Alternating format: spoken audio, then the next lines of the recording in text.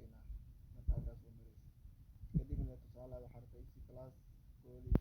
ama telephone lacagtaas soo dooratid ayaa kusoo gaaraysa. Marka halkan la joogo maxaa la sameynaa waa macnaha marka halkan soo gaartid oo dhammaan inta kala soo buuxis meesha waa meesha ugu dambeysa kaliya magaal lacagtiis oo diraysid oo tooyinkaada la bixaysid macnaha adreeskan marka meesha soo gaartid gacanta ku riixaysaa koobi ayaa soo bixaysaa toonkiiba imaanaysaa lacag toon ah ala baxaysaa waxaad rabtaa easy plus telephone golis ama waxyaalaha kale meesha ku jira. Okay, haye toonkii birkaada waa soo gashay hadda inta toon oo noogu jirto waa kana noogu jirto $5 iyo 86 waxa aad soo dalbatay oo diri rabtid ayaa diraysaa waran waxaad ku filaysaa toon coin ku filaysaa kadibna waxaad taabanaysaa lacagaad dirnay sooma lacagta markaad dirayno send iyo taabanayna haye send markaad taabano adreeskii halkan kasoo koobi karayni ayaa bas doonaa halkaan waa riixnay koobi ayaa dhahay soo qaadnay halkaan imaanay kadib meeshaan aad riixnaa basti aad dhina meeshaas basti aad taabanayna. Okay, kadibna continue kadibna halkaan meeqa toon oo soo diri rabtaa hal toon laba toon hadaa yacni toonka aadan xisaabin karin yacni toonka waqti walba oo isbedbedela hadaa xisaabin karin doolarka dhigo waxaad taabanaysaa halkan bedel yacni toonka kasoo bedel waa kan USDT ay kusoo noqotay USDT waxaa loola jeedaa doolar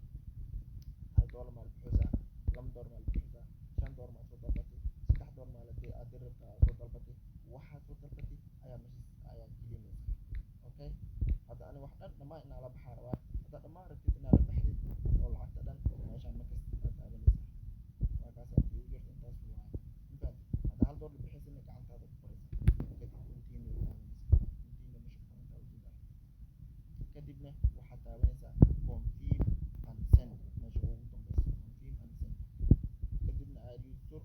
you wanted to send all your balance dhammaan balance aad diri rabtaa wallahi ma hurtaa haa continue leedahay laakiin aad balance dhan aad dirin haddaa rabtid intaad diraysa $2 maad diraysaa $1 maad diraysaa $3 maad diraysaa waa choose kaa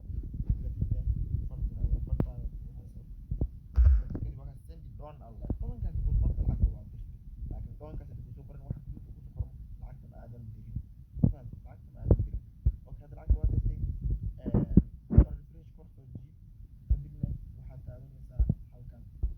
lacagta aad dirtay waa kana tobanka halkaas aad taabanaysaa